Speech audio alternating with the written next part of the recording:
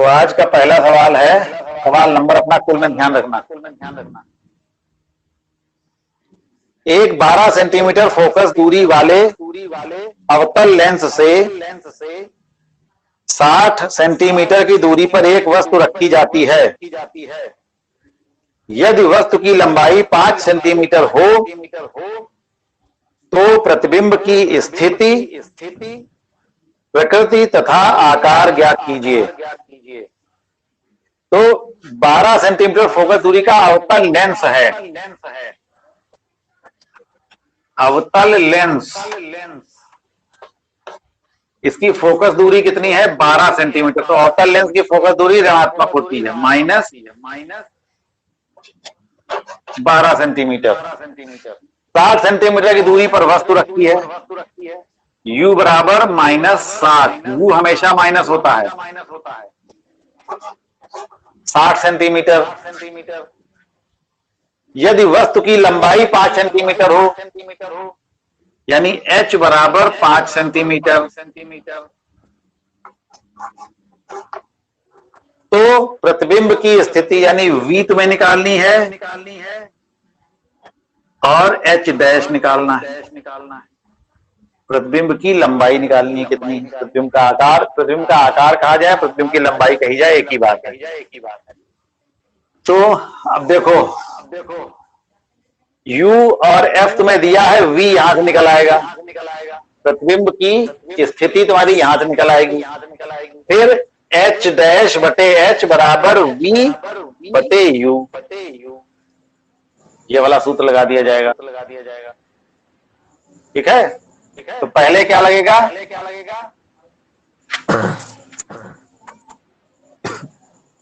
सूत्र क्या है? 1 बटे f बराबर 1 बटे v माइनस 1 बटे u। तो 1 बटे -12 बराबर 1 बटे v तुम्हें ज्ञात करना है, माइनस 1 बटे u का मान -60 सेंटीमीटर। ठीक, तो अब ये माइनस माइनस की गुणा प्लस बन जाएगी यहां पर। तो अब ये बन जाएगा तुम्हारा 1 बटे -12, वो माइनस को ऊपर कर लो, माइनस 1 बटे 12 बराबर 1 बटे v प्लस 1 बटे 60। 60 को इधर लाएंगे तो माइनस में हो जाएगा, माइनस 1 बटे 12 इधर आएगा तो माइनस 1 बटे 60 बराबर 1 बटे v। अब 12 और 60 का एलसीएम निकालेंगे तो 60 आएगा। 60 को 12 से भाग करेंगे तो 12 का पहाड़ा पढ़ो, 12 पंजे 60, 5 आएगा। 5 को ऊपर वाली संख्या से गुणा करेंगे तो 5 एकम 5 माइनस 5 आएगा। 60 को 60 से भाग करेंगे तो 60 एकम 60, 1 आएगा। 1 को ऊपर वाले 1 से गुणा करेंगे तो -1 आएगा, बराबर 1 बटे v। माइनस के दोनों आए तो ये जुड़ जाएंगे, आएगा -6 बटे 60 बराबर 1 बटे v। तिरछी गुणा कर देंगे तो -6v बराबर 60। तिरछी गुणा मतलब इसको इससे गुणा और इसको इससे गुणा, तो v बराबर माइनस उधर चला जाएगा, 60 बटे 6, 6 एकम 6, 6 दहम 60, तो v बराबर आ गया -10 सेंटीमीटर। ठीक, अतः प्रतिबिंब जो होगा वो 10 सेंटीमीटर की दूरी पर बनेगा। अतः प्रतिबिंब 10, देखो जब उत्तर लिखा जाता है तो यहां पर प्लस या माइनस नहीं लिखा जाता है।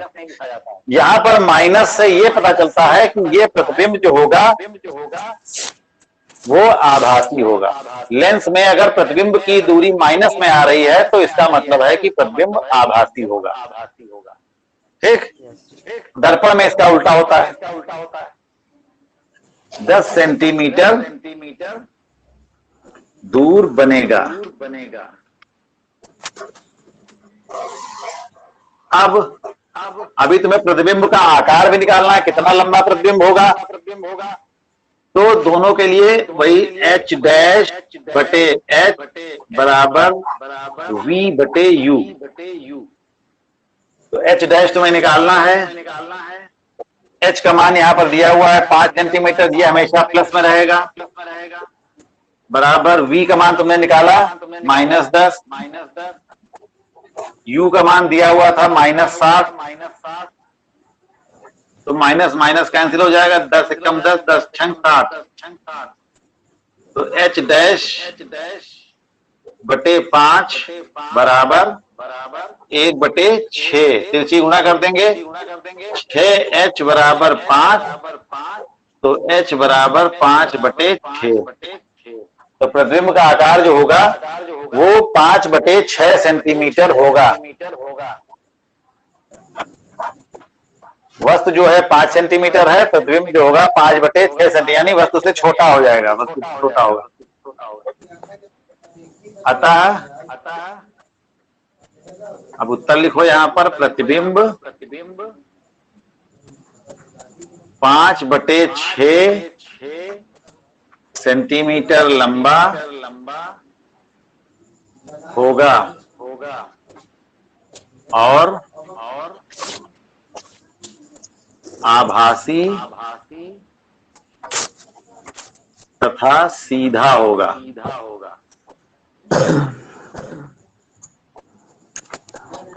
देखो यहाँ पर ये माइनस में आता है, इसका मतलब प्रतिबिंब आभासी होगा, और प्रतिबिंब का आकार धनात्मक आ रहा है, तो धनात्मक जब आएगा तो सीधा होगा। यहाँ के माइनस का मतलब है वास्तविक या आभासी, और यहाँ के माइनस या प्लस का मतलब है प्रतिबिंब सीधा या उल्टा।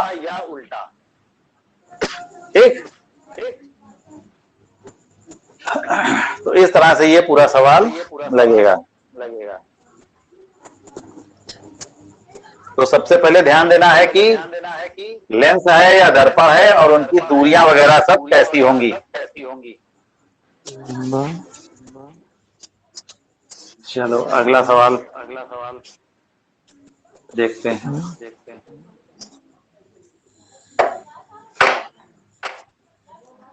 एक वस्तु का एक उत्तल लेंस द्वारा किसी पर्दे पर 3 गुना बड़ा प्रतिबिंब बनता है। यदि पर्दे तथा वस्तु की स्थितियां बदल दी जाएं तो इस दशा में आवर्धन क्या होगा।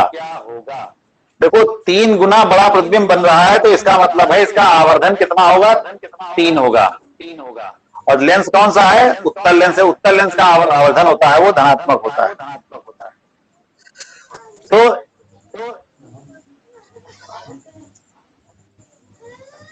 m बराबर 3 गुना प्रतिबिंब बनता है, 3 गुना बड़ा बनता है, इसलिए m बराबर 3। और m बराबर क्या होता है, v/u। अतः v/u बराबर हो गया 3। m बराबर सूत्र क्या होता है, v/u। तो v/u बराबर हो गया 3, तिरछी गुणा कर लो तो v बराबर हो गया 3u। v का मान जो है वो u से 3 गुना ज्यादा है, यानी प्रतिबिंब की दूरी जो है वो वस्तु की दूरी से 3 गुनी ज्यादा है। अगर वस्तु की दूरी 3 सेंटीमीटर है तो प्रतिबिंब की दूरी 9 सेंटीमीटर होगी। ठीक, अब कह रहे हैं कि अगर स्थितियां बदल दी जाए, यानी ये क्या था, उत्तल लेंस है। उत्तल लेंस के सामने प्रतिबिंब वस्तु यहाँ कहीं रखी है और प्रतिबिंब मान लो इधर कहीं बन रहा है, यहाँ पर प्रतिबिंब बन रहा है। अब इसकी स्थितियां बदल दी जाएं, ये वस्तु है और ये प्रतिबिंब है।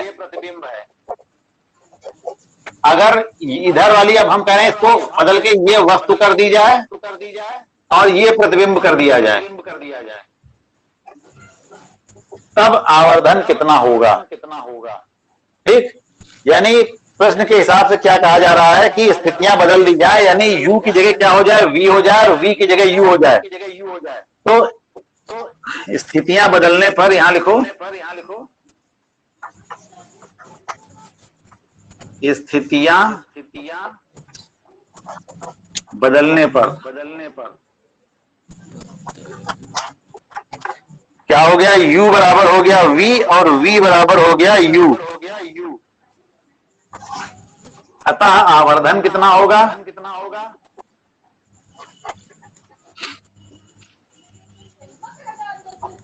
m बराबर होता है v/u। और v का मान क्या है, u हो गया है, v का मान हो गया है u और u का मान हो गया है v, और v का मान कितना था 3u, 3u, तो यहां पर हो गया u बटे 3u, v का मान यहां रख देंगे 3u, u कैंसिल हो जाएगा, बराबर आ जाएगा 1/3। यानी अब इसका आवर्धन कितना हो जाएगा 1/3। पहले इसका आवर्धन कितना था 3 गुणा प्रतिबिंब दिखाता था, अब क्या होगा इसका आवर्धन 1/3, यानी पहले का तिहाई रह जाएगा, तो अब इसका आवर्धन हो जाएगा 1/3।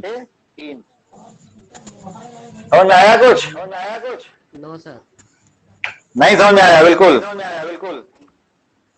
देखो हमने तुमको बताया कि पहले वस्तु इधर रखी है, प्रतिबिंब इधर बन रहा है, उत्तल लेंस है, यस सर। वस्तु की लंबाई 1 है तो प्रतिबिंब की लंबाई कितनी है 3 है, ठीक।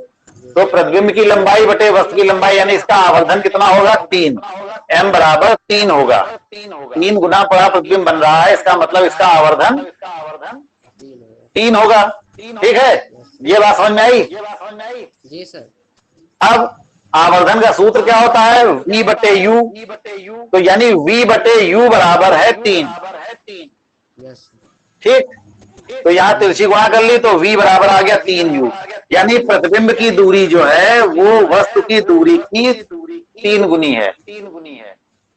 अगर वस्तु की दूरी 1 सेंटीमीटर है तो प्रतिबिंब की दूरी 3 गुणा 1 यानी 3 सेंटीमीटर हो जाएगी, ठीक।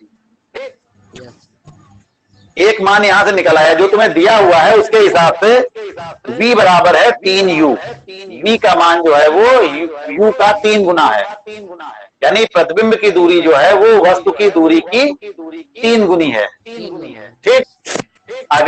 अगर उसका आवर्धन 3 है यानी m बराबर 3 है, तो उस स्थिति में प्रतिबिंब की दूरी जो है वो वस्तु की दूरी की 3 गुनी है, ठीक।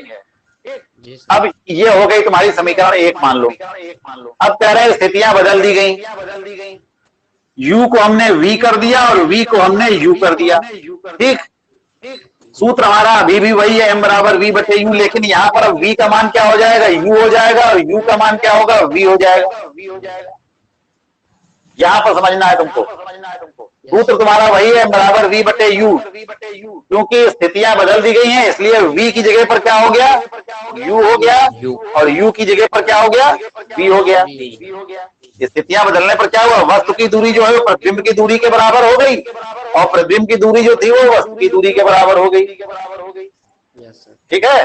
तो अब यहाँ पर v का मान हम रख देते हैं, v का मान हमने क्या निकाला था पहले, v बराबर निकाला था 3u, तो अब बराबर लगाए u जगह पर रहा, फिर v की जगह हमने क्या कर दिया 3u, यहां पर हमने क्या कर दिया 3u, ठीक।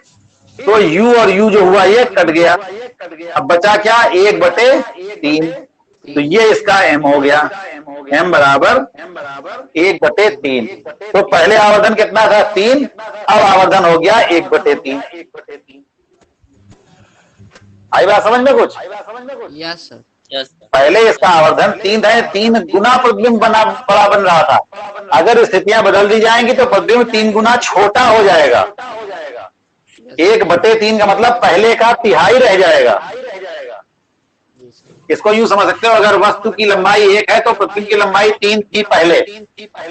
प्रतिबिंब 3 गुना बड़ा था तो इसका 3 गुना कितना होगा 3 होगा। अगर हम वस्तु की दूरी और प्रतिबिंब की दूरी परस्पर बदल दें, वस्तु को इधर कर दें प्रतिबिंब को इधर कर दें, तो क्या होगा, अगर वस्तु 1 है तो प्रतिबिंब 1/3 हो जाएगा, यानी पहले का तिहाई हो जाएगा। इसको तुम यूं भी समझ सकते हो, अगर वस्तु की लंबाई हम 3 माने तो प्रतिबिंब की लंबाई 1 रह जाएगी, यानी उसकी तिहाई हो जाएगी। यस आई बात समझ में? तो अगर वस्तु की स्थितियां बदल दी जाएंगी इस सवाल में, तो प्रतिबिंब जो पहले 3 गुना बड़ा बन रहा था वो अब पहले का 1/3 रह जाएगा, 1/3 हिस्सा रह जाएगा। आप समझ में आया कुछ? जी सर। अगला सवाल है, एक उत्तल लेंस से 15 सेंटीमीटर की दूर रखी वस्तु का 4 गुना बड़ा वास्तविक प्रतिबिंब बनता है, तो उत्तल लेंस की फोकस दूरी ज्ञात करो।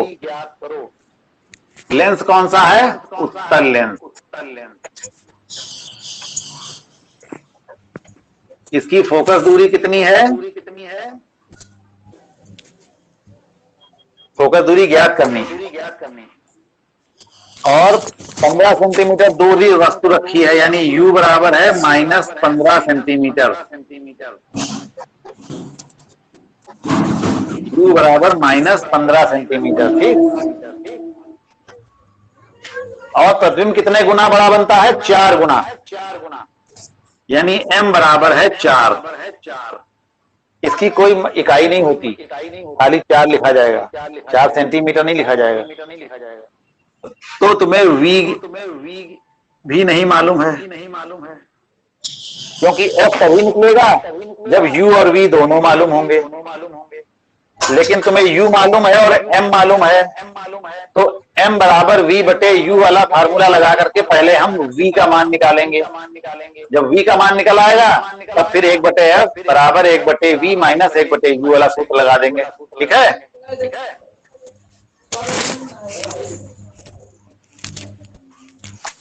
कैसे होगा सवाल समझ में आया? देखो, f तुम्हें निकालना है और f निकालने के लिए तुम्हें v और u दोनों मालूम होने चाहिए, तभी तुम f निकाल सकते हो, नहीं तो नहीं निकाल सकते हो।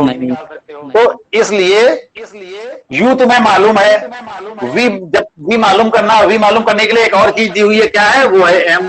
तो m की सहायता से हम v निकालेंगे पहले, ठीक है। जब v निकल आएगा तो हमें u मालूम है, तो u और v दोनों मालूम हो जाएंगे, फिर हम f निकाल लेंगे।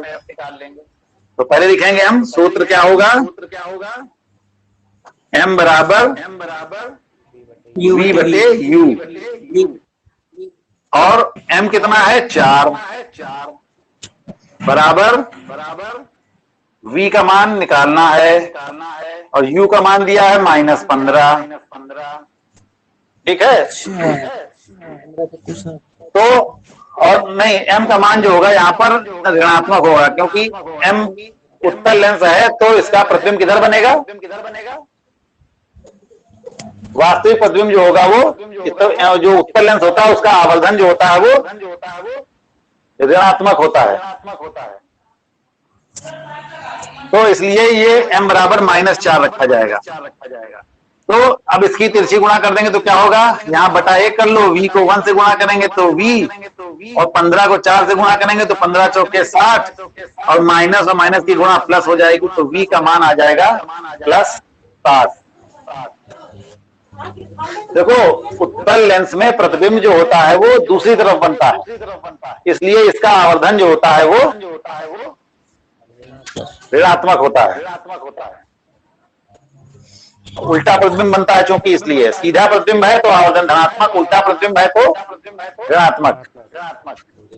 तो v का मान मालूम हो गया, 60 सेंटीमीटर। अब हम सूत्र लगाएंगे, 1 बटे f बराबर 1 बटे v माइनस 1 बटे u। अब 1 बटे f बराबर 1 बटे v माइनस 1 बटे u। अब तो सीधा सा सवाल हो गया एकदम। 1 बटे v की जगह प्लस था, माइनस 1 बटे u की जगह -15, तो 1 बटे f बराबर 1 बटे 60, माइनस माइनस ये बन जाएगा प्लस 1 बटे 15, 1 बटे f बराबर 15 और 60 का एलसीएम लेंगे तो 60 आएगा। 60 का पहाड़ा पढ़ो, 60 में 1 बार जाएगा, 1 से ऊपर गुणा करो तो 1 एकम 1 प्लस 15 का पहाड़ा पढ़ो, 60 में 15 दूनी 30, 15 जाते हैं 45, 15 चौके 60, 4 आएगा। 4 से ऊपर गुणा करोगे 4 एकम 4, 1 बटे f बराबर हो गया 4 और 1 5, 5 बटे 60, 5 एकम 5, 5 एकम 5, 5 दूनी 10, ये आया 1 बटे f बराबर 1 बटे 12। तिरछी गुणा करेंगे तो f एकम 1, f एकम f बराबर 12 एकम 12, f बराबर 12। ये कैसी आई? प्लस में। और उत्तल लेंस की फोकस दूरी धनात्मक होती है, क्योंकि दूसरी तरफ होती है, इस वजह से धनात्मक होगी, ठीक। तो इस तरीके से ये फोकस दूरी का मान निकला है। अतः अब हम उत्तर लिखेंगे, उत्तल लेंस की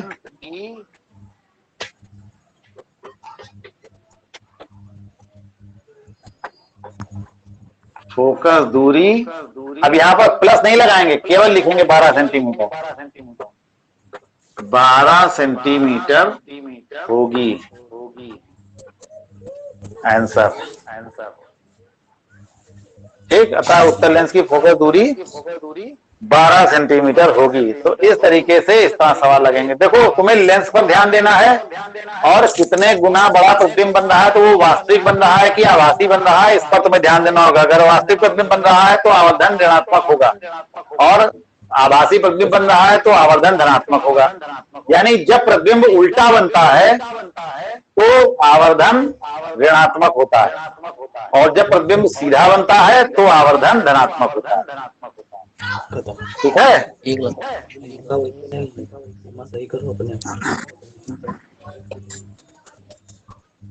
तो ये सवाल इस तरह से लग गया। उत्तर, तो जब उत्तर लिखते हैं तो उसमें प्लस या माइनस चिन्ह नहीं लगाते। प्लस या माइनस से पता चलता है कि ये किधर की तरफ बन रहा है प्रतिबिंब। अगला सवाल, एक उत्तल लेंस से 30 सेंटीमीटर की दूरी पर स्थित वस्तु का प्रतिबिंब 20 सेंटीमीटर दूरी पर बनता है। उत्तल लेंस है।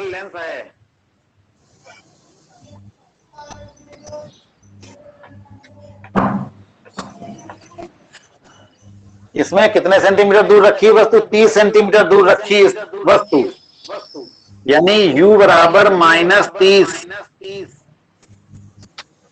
सेंटीमीटर। इसका वास्तविक प्रतिबिंब बनता है 20 सेंटीमीटर की दूरी पर बनता है, यानी v बराबर है +20 सेंटीमीटर। देखो, उत्तल लेंस में वास्तविक प्रतिबिंब दूसरी तरफ बनते हैं और सभी उल्टे होते हैं। तो उल्टे प्रतिबिंब जब होंगे तो प्रतिबिंब की दूरी, दूसरी तरफ प्रतिबिंब बनेगा तो प्रतिबिंब की दूरी धनात्मक होगी। तो लेंस की फोकस दूरी ज्ञात कीजिए और आवर्धन भी ज्ञात करो। यानी तुम्हें यहाँ पर f का मान निकालना है और m का मान भी निकालना है। ठीक, और किरण आरेख भी बनाना है। चलो लगाओ सवाल। अब सूत्र कौन सा लगेगा? देखो, तुम्हें u भी मालूम है और v भी मालूम है, f तो सीधे सीधे निकल आएगा ना। 1/f बराबर 1/v माइनस 1/u, क्योंकि लेंस है, लेंस वाले में चिन्ह माइनस रहेगा।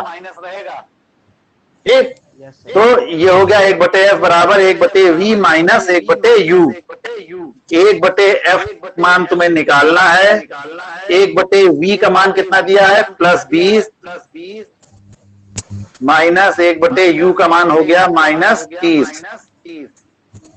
ठीक, सबके मान रख गए। अब चिन्हों को बदलो जरा। यहाँ पर 1/f बराबर हो जाएगा 1/20, ये माइनस और ये माइनस दोनों की गुणा हो जाएगी, ये हो जाएगा प्लस। अब ये बीच वाला चिन्ह प्लस बन जाएगा और ये हो जाएगा 30। 1/f बराबर 20 और 30 का एलसीएम लेंगे तो आएगा 60। 20 का पहाड़ा पढ़ो, 20 20 20 40, 20 तिहाई 60, 3 बार गया। 3 से ऊपर गुणा करो, 3 एकम 3 प्लस 30 का पहाड़ा पढ़ो, 30 दूनी 60, 2 आएगा। 2 से ऊपर गुणा करेंगे, 2 एकम 2, तो ये आ गया 1/f बराबर 3 और 2 5/60। ठीक, तिरछी गुणा कर लो तो 5f बराबर 60 को 1 से गुणा करेंगे 60। देखो, तिरछी गुणा जब करते हैं तो अज्ञात राशि वाली गुणा हम पहले कर लेते हैं, जिससे कि अज्ञात राशि हमारी इधर की तरफ रहे। पहले हम इसकी गुणा कर लेते हैं। ठीक है, अगर ये f ऊपर लिखा होता तो पहले इन दोनों की गुणा कर लेते, जिससे कि f इधर आ जाए। पहले हम f लिख ले, तो 5 की f से गुणा करेंगे इन दोनों की तो 5f आएगा। 60 को 1 से गुणा करेंगे तो 60 आएगा। अब f बराबर क्या होगा? 5 इधर बटे में चला जाएगा, 60/5। 5 एकम 5, 5 एकम 5, 5 दूनी 10। f बराबर आ गया 12 सेंटीमीटर, यानी प्लस में। और ये लेंस कौन सा था? उत्तल लेंस। उत्तल लेंस में मुख्य फोकस दूसरी तरफ होता है, यानी वो दूरी धनात्मक होनी चाहिए, तो धनात्मक आ गई तुम्हारी। तो ये ठीक है, तो F बराबर आ गया 12 सेंटीमीटर। अब इसका आवर्धन निकालना है, तो M बराबर क्या होता है, V बटे U। तो M बराबर V का मान कितना दिया है, +20 बटे U का मान कितना दिया है, -30। ठीक, तो ये 0 0 काट दो तो बचे 2/3 माइनस, ऊपर प्लस है नीचे माइनस है तो ये माइनस ही बना रहेगा, बराबर -2/3। यहां पर ना सेंटीमीटर होगा ना मीटर होगा। अब उत्तर लिखो। अतः उत्तल लेंस की फोकस दूरी 12 सेंटीमीटर होगी तथा आवर्धन -2/3 होगा। आंसर। ये अगला सवाल है, एक 40 सेंटीमीटर फोकस दूरी वाले उत्तल लेंस की क्षमता की गणना कीजिए। 40 सेंटीमीटर फोकस दूरी का उत्तल लेंस है।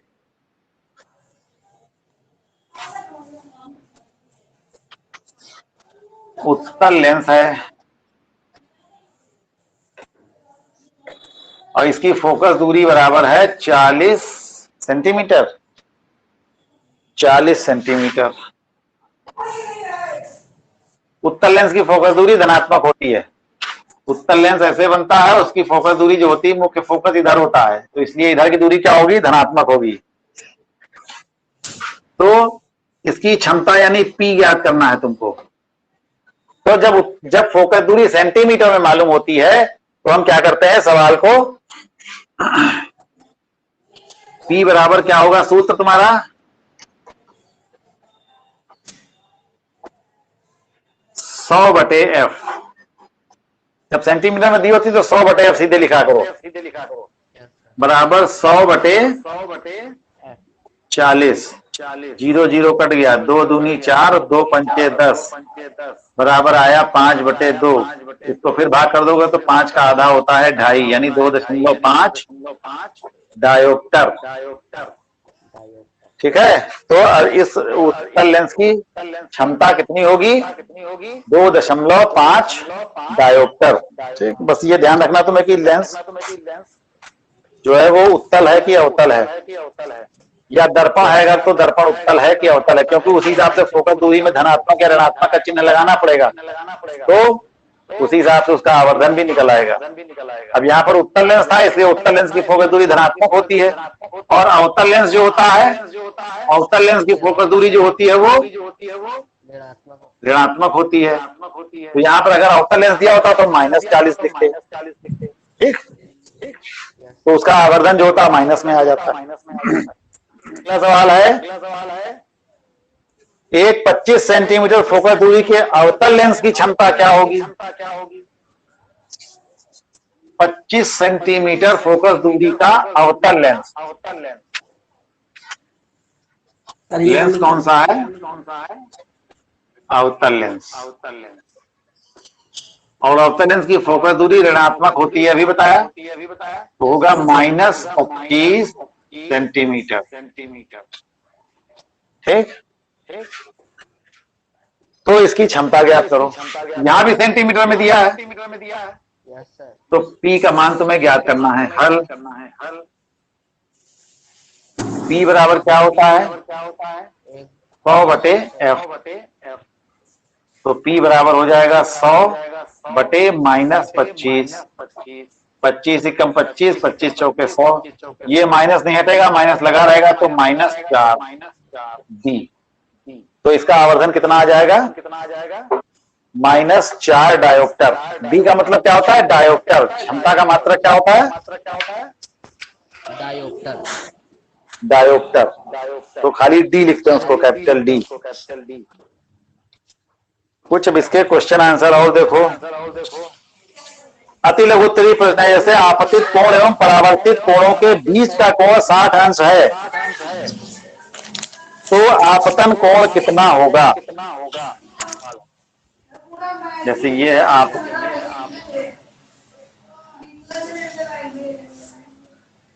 ऐसे होता है परावर्तन वाला चित्र। ये मान लो समतल दर्पण है, ये कोण कौन सा है? आपतन कोण है। ये कौन सा है? परावर्तन कोण है। तो आपतित किरण ये हो गई तुम्हारी और परावर्तित किरण ये हो गई तुम्हारी। आपतित किरण ये हो गई और परावर्तित किरण ये हो गई। इन दोनों के बीच का पूरा कोण ये कितना है? 60 अंश है। तो बताओ ये अलग अलग ये कोण कितने कितने के होंगे? बताओ। क्यों 40-20 नहीं हो सकते? सर बीचों बीच बराबर होते हैं। पूरा कोण ये 60 का है, तो 40-20 भी तो हो सकते हैं, 50-10 भी हो सकते हैं। सर जी 30 क्यों 30 ही क्यों होंगे? ठीक है सर जी, दोनों कोण बराबर होते। क्योंकि परावर्तन का पहला नियम है कि आपतन कोण और परावर्तन कोण सदैव बराबर होते हैं। और तुम्हें यहाँ पर आपतित किरण और परावर्तित किरण के बीच का कोण दिया हुआ है। आपतन कोण को आई कहते हैं, परावर्तन कोण को आर कहते हैं। तो आपतन कोण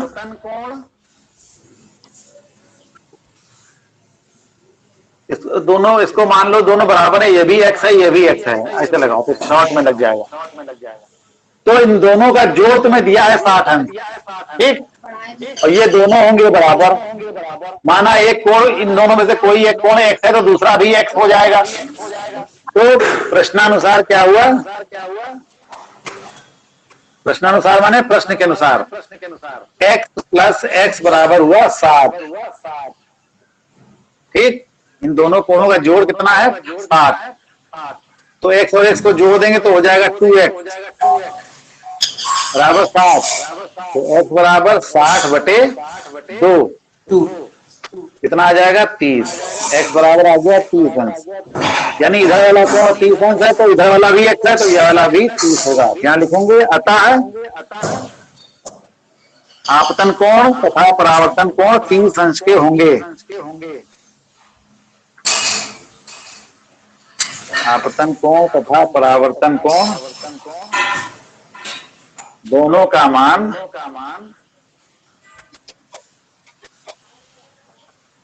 30 अंश होगा,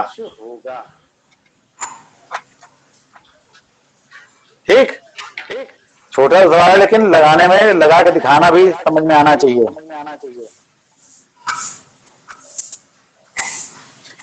किस दर्पण की फोकस दूरी ऋणात्मक होती है तथा किस दर्पण की फोकस दूरी धनात्मक होती है? बताओ। दर्पण में किस दर्पण की फोकस दूरी ऋणात्मक होती है और किस दर्पण की फोकस दूरी धनात्मक होती है? प्रश्न ये है, 1 नंबर का प्रश्न है ये। दर्पण की बात की जा रही है। देखो दर्पण 2 प्रकार के होते हैं, एक उत्तल दर्पण एक अवतल दर्पण। अब मन में ये सब सोचना पड़ेगा तुमको।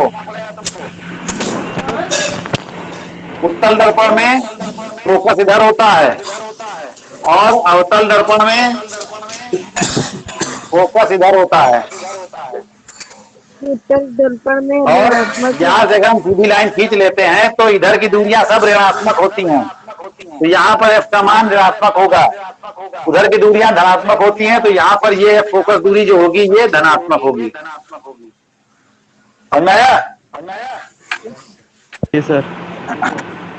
तो अवतल दर्पण की फोकस दूरी धनात्मक होती है और सॉरी ऋणात्मक होती है और उत्तल दर्पण की फोकस दूरी धनात्मक होती है। किस दर्पण से वस्तु का प्रतिबिंब सदैव सीधा, आभासी व छोटा दिखाई देता है? किस दर्पण से? इस दर्पण से या इससे? देखो अवतल दर्पण में 6 स्थितियां होती हैं। 6वीं स्थिति जो होती है उसमें प्रतिबिंब सीधा, आभासी और बड़ा होता है। ठीक, बाकी सभी स्थितियों में उल्टा होता है, वास्तविक होता है और वस्तु से छोटा भी हो सकता है, बड़ा भी हो सकता है। तो यह अवतल दर्पण तो नहीं होगा, क्योंकि तुमसे कहा जा रहा है कि सीधा प्रतिबिंब बनना है। अवतल दर्पण में ज्यादातर प्रतिबिंब जो होते हैं उल्टे बनते हैं, केवल एक ही यस परिस्थिति सर। में सीधा बनता है। और इसमें साथ साथ इसमें छोटा भी लिखा है प्रश्न में, तो अवतल दर्पण में छोटा प्रतिबिंब सीधा होता ही नहीं कभी। जो सीधा प्रतिबिंब होगा वो हमेशा बड़ा बनेगा, तो यह अवतल दर्पण हो नहीं सकता, उत्तल दर्पण होगा। उत्तल दर्पण में प्रतिबिंब सदैव पी और एस के बीच इतनी ही दूरी के बीच में बनेगा। इसमें जो प्रतिबिंब बनेगा वो सदैव इसी के बीच में बनेगा, ऐसे करके। सीधा होगा। हाँ, ऐसे करके बनेगा। तो ये प्रतिबिंब जो है हमेशा सीधा होगा, आभासी होगा और वस्तु से छोटा बनेगा, बड़ा ये बिल्कुल फिक्स है। उत्तल दर्पण के लिए सब चीजें बिल्कुल फिक्स हैं। प्रतिबिंब जो है वो हमेशा सीधा, आभासी और वस्तु से छोटा बनेगा, चाहे वस्तु को कहीं पर भी रखें। और जो बनेगा वो एफ और पी के बीच में बनेगा। इसको क्या कहते हैं? पी। ये बिंदु क्या कहलाता है? ध्रुव, यानी पी। तो हमेशा प्रतिबिंब पी और एफ के बीच में ही कहीं पर बनेगा, चाहे यहां बने, चाहे यहां बने, चाहे यहां बने, यानी रहेगा वो एफ और पी के बीच में ही कहीं पर, सीधा होगा और आभासी होगा और वस्तु से छोटा होगा सदैव। लेकिन जो बात यहाँ पर दर्पण, उत्तल दर्पण के लिए है, वही बात लेंस में अगर हम जाते हैं तो अवतल लेंस के लिए होती है। अवतल लेंस के लिए सब कुछ फिक्स होता है। वहां पर भी प्रतिबिंब वस्तु की ओर ही बनता है, उसमें इधर बनता है और सीधा होता है, आभासी होता है, वस्तु से छोटा बनता है। देखो, दर्पण में इधर की तरफ प्रतिबिंब जो बनेगा बाईं तरफ, वो सब वास्तविक होंगे, और लेंस में उधर की तरफ जो प्रतिबिंब बनेंगे वो वास्तविक होंगे।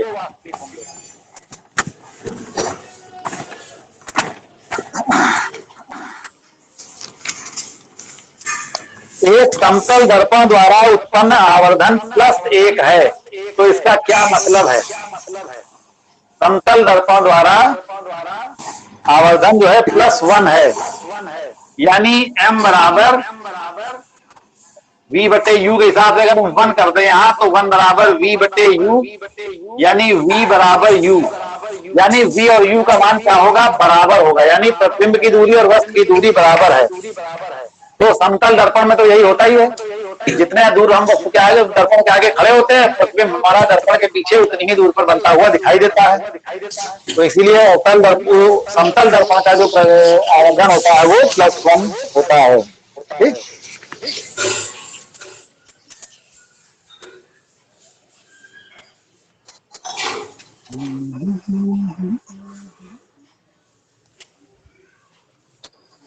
किस दर्पण में v का मान सदैव धनात्मक होता है? बताओ, किस दर्पण में v का मान सदैव धनात्मक होता है?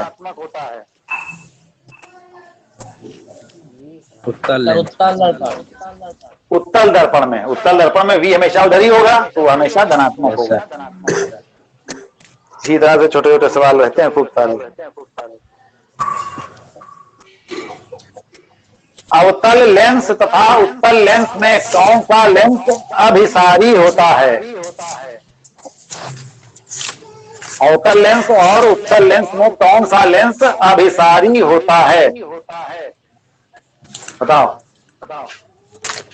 अभिसारी लेंस किसे कहते हैं? उत्तल लेंस को। उत्तल लेंस को अभिसारी लेंस क्यों कहते हैं? क्योंकि वो किरणों को एक जगह पर केंद्रित कर देता है। किस लेंस की फोकस दूरी सदैव ऋणात्मक होती है? अवतल लेंस। अवतल लेंस की फोकस दूरी सदैव ऋणात्मक होती है। अवतल लेंस का प्रतिबिंब दूरी हमेशा इधर ही बनी रहती है। वाहनों में पीछे का दृश्य देखने के लिए कौन सा दर्पण इस्तेमाल किया जाता है? उत्तल लेंस। लेंस नहीं होता है बेटा, लेंस और दर्पण दोनों में फर्क रखो। हम तुमसे सवाल नहीं पूछ रहे कौन सा दर्पण, तो तुम लेंस कैसे कह सकते हो? जब तुमसे पहले ही पूछ रहे हैं कि कौन सा दर्पण होता है, तो उत्तर में लेंस कैसे आ जाएगा? कौन सा दर्पण होता है? उत्तल दर्पण। एक दर्पण की फोकस दूरी f है। यदि उसे दो भागों में काट दिया जाता है तो प्रत्येक भाग की फोकस दूरी क्या होगी?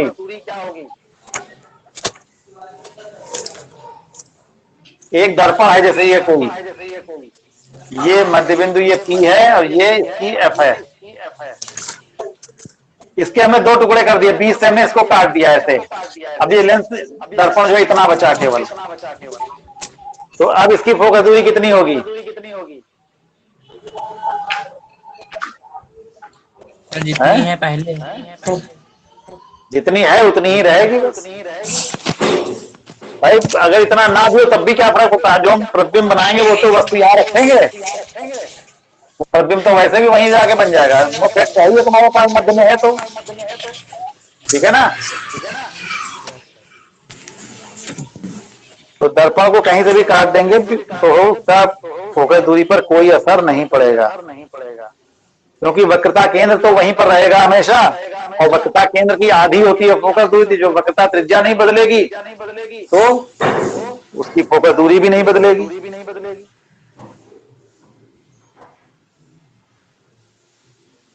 वक्रता त्रिज्या था फोकस दूरी में क्या संबंध होता है? बताओ। सर जी वक्रता त्रिज्या की फोकस दूरी, वक्रता त्रिज्या जो है फोकस दूरी की 2 गुनी होती है। Yes sir. या यूं कहें कि फोकस दूरी जो होती है वो वक्रता त्रिज्या की आधी होती है। ठीक है, आज फिर अब इतना ही। अब ये पाठ खत्म। अब हम अगले टर्म से अगला पाठ शुरू करेंगे।